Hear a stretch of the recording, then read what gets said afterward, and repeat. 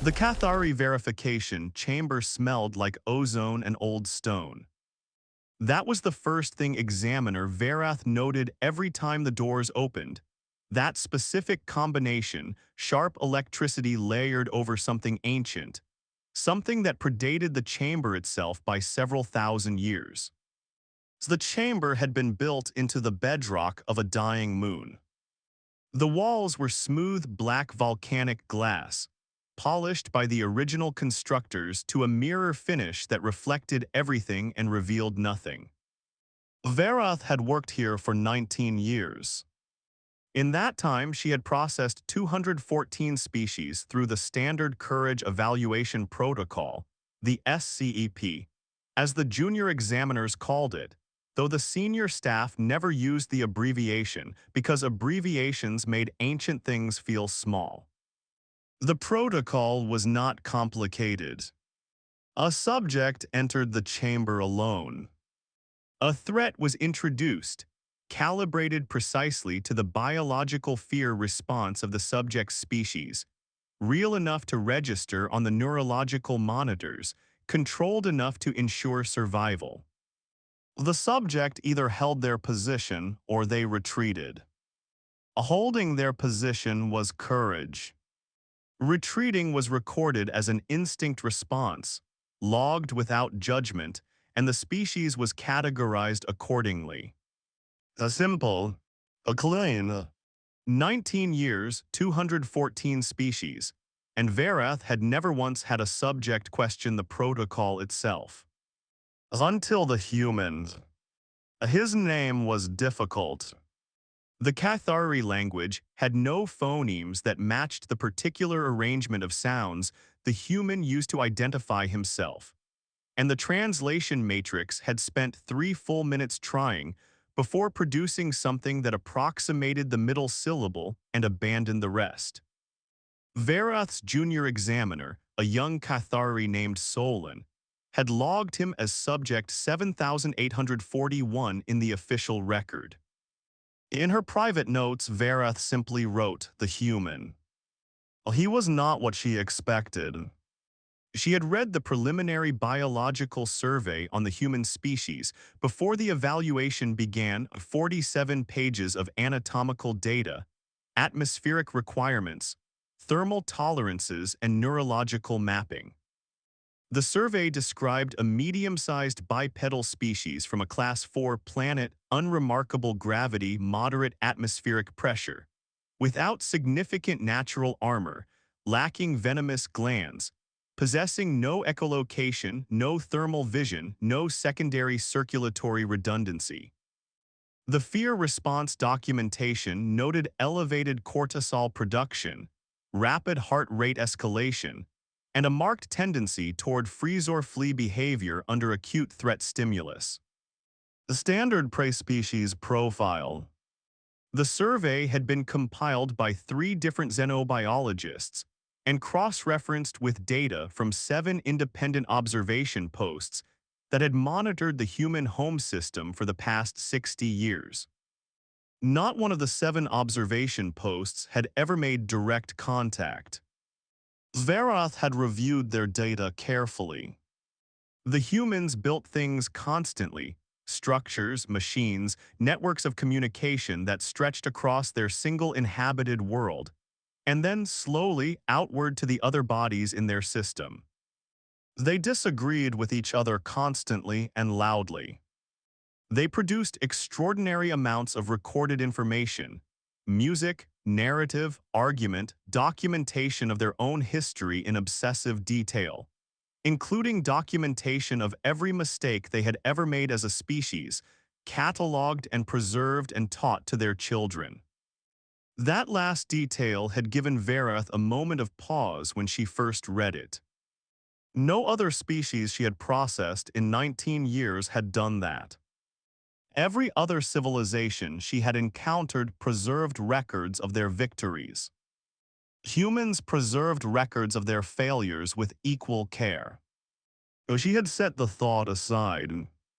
It was an interesting anthropological observation, but it was not relevant to the SCEP.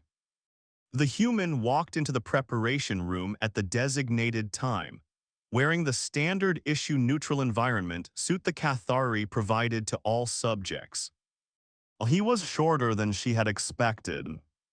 The suit made all subjects look roughly similar in silhouette, but even accounting for the suit's additional volume, the human seemed compact, not small exactly, but dense, as though his mass was distributed differently than it appeared. He looked at the preparation room with the particular kind of attention that Verath had learned over 19 years to identify as dangerous. Not dangerous in the obvious sense, not the way the Crevath subject had been dangerous, radiating territorial aggression from the moment he entered, or the way the Salhani subject had been dangerous, her threat assessment biology visibly calculating exit routes and structural weaknesses before she had even cleared the doorway. The human looked at the preparation room the way a person looks at something they are not yet sure about. A thorough, a patient, without any visible conclusion forming yet. Verath watched him through the observation glass and made a small note. A subject displays atypical initial orientation behavior. She did not yet know what to do with that observation. The briefing was standard. Every species received the same information before entering the chamber. The evaluation was a test of neurological response under controlled threat conditions. The threat was real but survivable. The subject should respond naturally and without attempting to modify their behavior for evaluation purposes.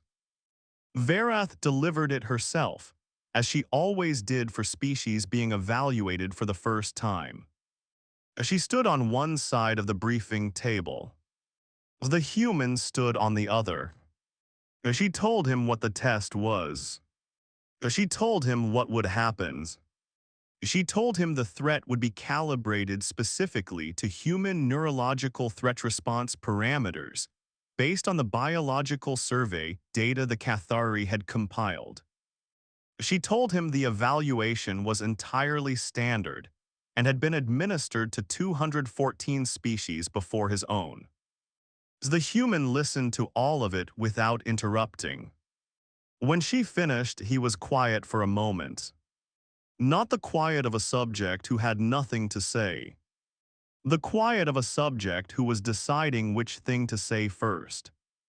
Then he asked a question that Verath had never been asked in 19 years. He asked what the test was measuring exactly. She told him. Courage, she said. The capacity to maintain position and function under acute threat stimulus. He nodded slowly. Then he asked who had designed the parameters for what counted as courage. Verath found to her mild surprise that she did not have an immediate answer. She told him the protocol had been developed by the founding members of the Cathari Verification Consortium over several centuries, refined through application across hundreds of species, and validated by independent review panels at 40-year intervals. The human nodded again. Then he asked which species had been on the founding panels. Verath told him there were 7 founding species. He asked if any of them were similar in biology to humans, similar in size, in sensory range, in the specific configuration of the fear response. Verath thought about this. She thought about it for longer than she intended to. The 7 founding species were all significantly larger than humans. 5 of the 7 had natural armor plating. 4 possessed sensory ranges that extended well beyond human capacity, allowing threat detection at distances that would have given the founding species considerably more response time than human biology allowed. None of them had anything approximating the human cortisol adrenaline cascade that the biological survey had documented. She told the human this.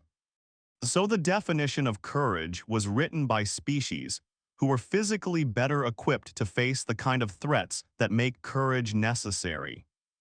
Verath did not answer immediately. I'm not refusing to take the test. I'm asking whether the test is measuring courage, or whether it's measuring how closely a given species resembles the species who designed the measurement. The preparation room was very quiet.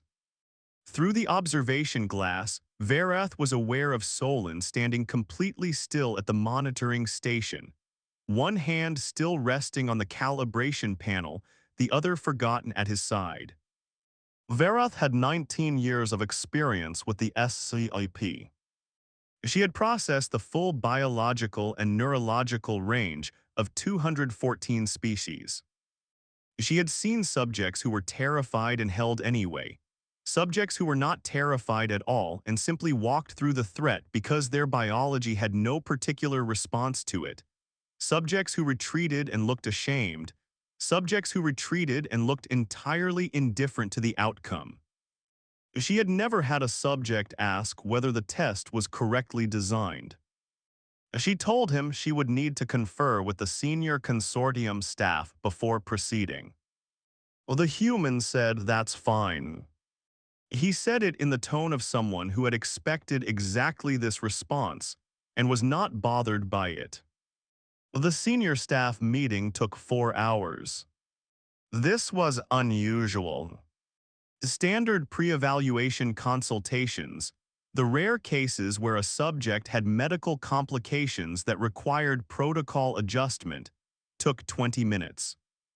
The reason this one took 4 hours was that examiner Verath's question was not easy. She stood in front of 7 of the most senior members of the Cathari Verification Consortium and told them as precisely as she could what the human had asked. The first response from senior examiner Verath was dismissal. The protocol had been validated. The protocol had been reviewed.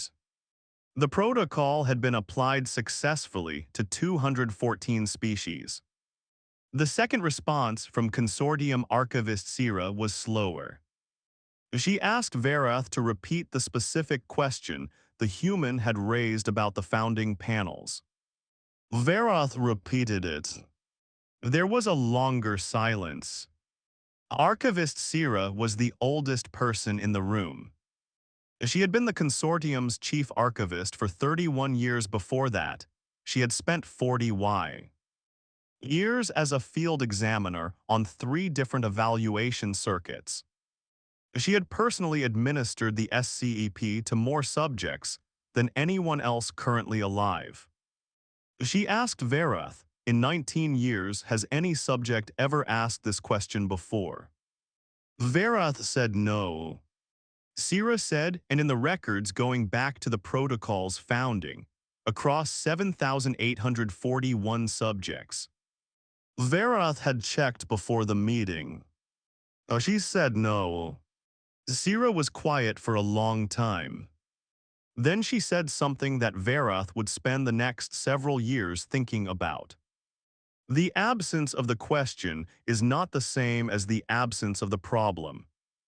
Senior examiner Verath said the human was attempting to avoid the evaluation. Sira said he said explicitly that he wasn't. Verath said it was a manipulation tactic. Sira said possibly. Then, but if it is a manipulation tactic, it is a manipulation tactic that required him to correctly identify a genuine structural flaw in a protocol that 700 years of consortium oversight failed to identify. The room was quiet again. Verath said, I think we need to answer his question before we proceed. Verath said, we are not obligated to justify our protocols to evaluation subjects. Sira said no. Then, but we might be obligated to justify them to ourselves. They answered the human's question. Not with everything, the full internal deliberation was a consortium matter and remained one. But Verath went back to the preparation room and told him what she could honestly tell him. She told him the founding panels had been composed of species biologically different from his own, in the specific ways he had identified. She told him that this had not been considered a flaw in the protocol's design at the time of founding. She told him the consortium was, as of this conversation, reviewing whether it should have been. The human listened to this carefully. Then I appreciate that. He said it without irony. I'll take the test. Verath said, you understand that we are not changing the test based on your question. As I know, the parameters remain calibrated to human neurological threat response, as documented in the biological survey. I understand. The threat will feel real. As I know, then that's the point, isn't it? The chamber door opened. Verath watched from the observation station. The threat protocol for human subjects had been calibrated from the biological survey's documentation of human fear response, the specific neurological triggers, the sensory inputs most likely to produce acute threat recognition, the environmental factors that the survey's data suggested would push the human cortisol response into the upper range. It was a good calibration. Verath had reviewed it herself. The chamber filled with the threat stimulus. The human's biometric readings on the monitoring panel jumped immediately: heart rate spike, cortisol elevation, the specific neural pattern that the biological survey had identified as acute fear recognition. Well, he felt it. That was real. Well, he was afraid. What happened next was not in the biological survey. Oh, he didn't freeze. Oh, he didn't retreat. Oh, he stood in the center of the chamber and he breathed. Not the controlled breathing of a species with trained physiological regulation. The Salhani could do that, could slow their hearts through deliberate practice. Not the absence of response of a species whose biology simply didn't register the threat as threatening. He was afraid. The biometrics were absolutely clear about that, and he stood there anyway and he breathed. And his heart rate stayed elevated, but it didn't climb further. And after approximately 90 seconds of this, he took 2 steps forward. Toward the threat. Not away. 2 steps forward. Verath stared at the biometric display. His cortisol was still elevated. His heart rate was still accelerating. He was still afraid. He walked toward the thing that was frightening him. Solon said quietly from the monitoring station, "What is he doing?" Verath didn't answer because she didn't have an answer. The protocol defined courage as maintaining position. The human was not maintaining position. He was advancing. Not because the fear had stopped. The biometrics made it absolutely clear that the fear had not stopped. He was advancing while afraid. The distinction seemed, in the moment, extremely important, and Verath could not immediately articulate why. The evaluation was logged. The results required a classification decision. Under the standard protocol, the subject had not retreated. Under the standard protocol, this was a pass. But the standard protocol defined the pass condition as maintaining position, and the subject had not maintained position. As he had moved forward, there was no category for this. In the entire history of the SCEP, across 7,841 subjects from 214 species, not one had responded to the threat stimulus by moving toward it. Some had held still. Some had retreated. Some had performed complex lateral repositioning behaviors that their biology us. Z for threat management. None had advanced. The consortium's classification committee met for 6 hours. Verath attended. So did archivist Sira. Senior examiner Haleth argued that the result should be logged as anomalous, and the evaluation repeated. Archivist Sira asked what a repeated evaluation would tell them that this one hadn't. Haleth said the subject's behavior was outside normal parameters, and therefore potentially invalid. Asira said whose normal parameters. There was a long silence. Sira said the subject correctly identified that our parameters were built by and for species unlike his own. His behavior is outside our parameters. It is not outside his. She pulled up the biological survey on the room's main display. She read from the section on human historical behavior. She read the documentation of early human hunting methodology, the persistence hunting behavior, the practice of pursuing prey animals across open terrain not through superior speed, but through sustained endurance, following them until the animals collapsed from heat exhaustion. She read the documentation of human conflict history, the specific and consistent pattern across thousands of years and hundreds of distinct human cultures of combatants advancing under fire, into obvious threat, in conditions where the physiological fear response was clearly active. She read the documentation of human emergency response behavior, the statistical data showing that in crisis situations, humans with no specialized training and no particular biological advantage regularly moved toward dangerous situations rather than away from them. Our protocol defines courage as maintaining position under threat. We built that definition based on what courage looked like for species with natural armor, with superior threat detection, with biological systems that reduce fear response. For those species, holding still is difficult. For a species without armor, without enhanced senses, without biological fear reduction, holding still isn't the hard thing. Moving forward is. We weren't testing for courage. We were testing for the version of courage that looked like ours. The committee was quiet for a long time. Halath said, this doesn't invalidate 7,841 evaluations. Asira said no. Then, but it means we don't know what we missed. The human was still on the station when the committee concluded. He had been offered transit back to his ship. He had asked if he could wait to hear the result.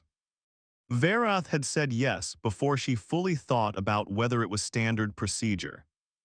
She found him in the waiting area outside the preparation rooms, sitting in a chair that was slightly too large for him, reading something on a small handheld device. He looked up when she came in. She told him the evaluation was complete. He asked what the result was. She told him he had passed. He nodded once. She told him the result had required the creation of a new classification category. He was quiet for a moment. Then he asked what the new category was called. Verath had been the one to name it during the committee meeting, when Halath had asked how they intended to log the behavior. She had thought about it for a moment. Then she had said, forward motion under sustained fear. The committee had accepted it. The human thought about this. Then that's a reasonable name for it. It's just a stubbornness mostly. Verath said your biometrics indicated acute fear throughout the evaluation. Yeah, you advanced anyway. The threat wasn't going to stop being a threat because I stood still. He said it simply, without drama, without the particular tone that Verath had learned to recognize as a species performing their result for the evaluator. He said it the way a person states a practical conclusion. Most species, when faced with that logic, choose the retreat option. As I know, why didn't you? He was quiet for a moment. Then because the things I care about are behind me. He said it without elaboration. He didn't explain what the things were. He didn't need to. Verath understood that in this particular sentence, the specific content of the things was not the point. The point was the direction. The threat was in front of him. The things that mattered were behind him. He had walked toward the threat, not because he wasn't afraid, because the fear was pointing the wrong direction. The consortium's report on the human evaluation was 43 pages long. The first 7 pages documented the standard evaluation protocol and the human subject's biometric data during the evaluation. The next 12 pages documented the committee's deliberation and the creation of the new classification category. The final 24 pages were written by archivist Sira, and they were not about the human evaluation at all. They were about every evaluation the consortium had ever conducted. All 7,841 of them. Sira went back through the records, every species, every result, every classification, and S. He applied the question the human had asked. She asked it about each one. Whose definition of courage had been used to measure this species? Did the founding panel's biology map onto this species closely enough to make the measurement meaningful? Were there behaviors in the evaluation record that had been logged as anomalous or invalid that, in hindsight, might have been courage expressed in a form the protocol wasn't designed to recognize? The report took her 3 years to complete. When it was published, it was not comfortable reading. 11 species that the consortium had previously classified as possessing limited courage response were reclassified. Their behavior during the evaluations had not been retreat. It had been something else, something that expressed the same underlying thing the founding species called courage, but looked completely different because their biology was completely different. 22 evaluation results were flagged as potentially inaccurate due to parameter miscalibration. 3 species that had scored in the lowest possible range on the original protocol were invited back for re-evaluation under revised parameters. All 3 passed. The human species in the revised classification system was not listed as exceptional. This was a point that Verath raised with Sira after the report was published, because she expected it to be controversial and wanted to understand the reasoning. Sira said they're not exceptional. They're correctly measured.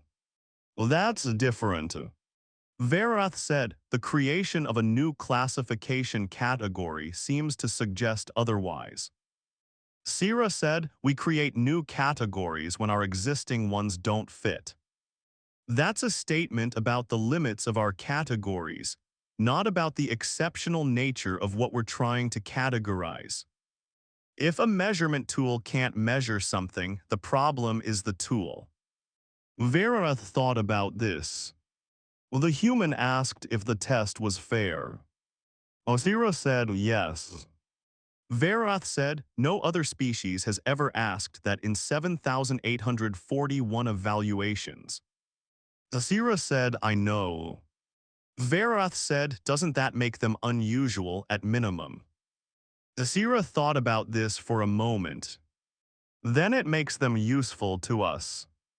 Whether it makes them unusual depends on what you're comparing them to. They come from a world that spent several 100,000 years trying to kill them, in ways their biology was not particularly well designed to survive.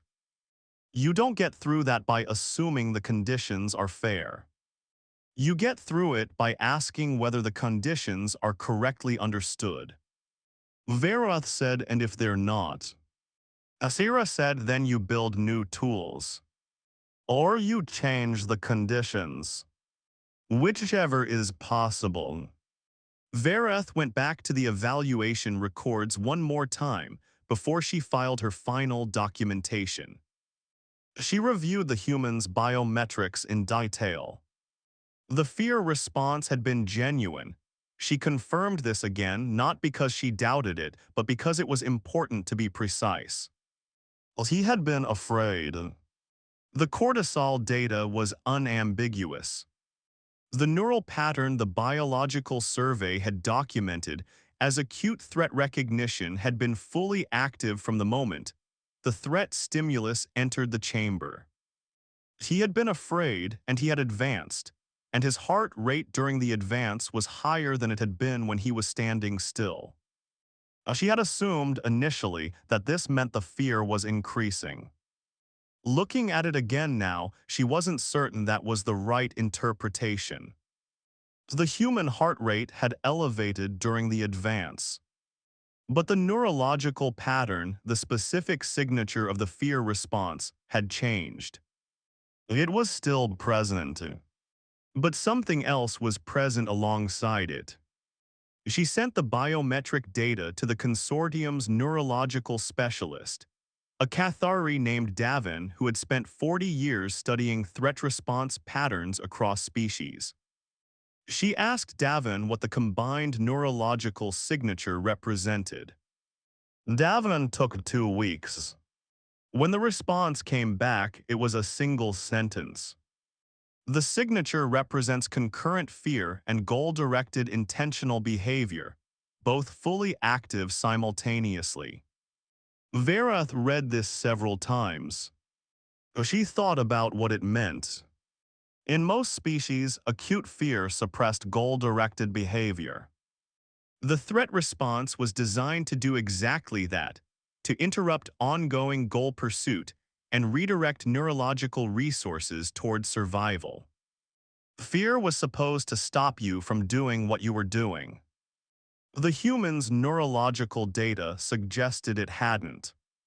The fear had been fully active. The goal-directed behavior had been fully active. They had run simultaneously at full strength, neither suppressing the other. He had been afraid, and he had kept moving toward the thing he was moving toward. Not because he had overcome the fear. Not because the fear had been reduced. Because the goal and the fear had occupied the same neurological space at the same time, and the goal had not yielded. Verath logged her final documentation late on a Tuesday, 19 years in Fu. Months after she had first walked into the volcanic glass chamber and smelled ozone and old stone. The human evaluation record was 612 pages long. It was the longest single-subject evaluation record in the consortium's history. The previous record had been 41 pages. The new classification category, forward motion under sustained fear, had been formally adopted into the SCEP's evaluation taxonomy at the consortium's most recent review panel. It would be applied retroactively to the 11 species reclassified under CIRA's report. It would be applied going forward to every species that expressed it. Verath did not know how many species that would be. She suspected more than the original protocol would have allowed her to see. In the final paragraph of her documentation, she wrote something she had not planned to write. The subject asked whether the test was fair. I have thought about this question for 3 years. I do not think the test, as it was originally designed, was fair. I do not think it was designed unfairly on purpose. I think the people who designed it used the only tools they had, and the tools fit the hands that built them, and they did not know what the tools couldn't measure because the tools had never tried to measure it. The subject knew this before we did. He knew it by asking a question that no one had thought to ask in 700 years of evaluations. I do not know whether this is what courage looks like.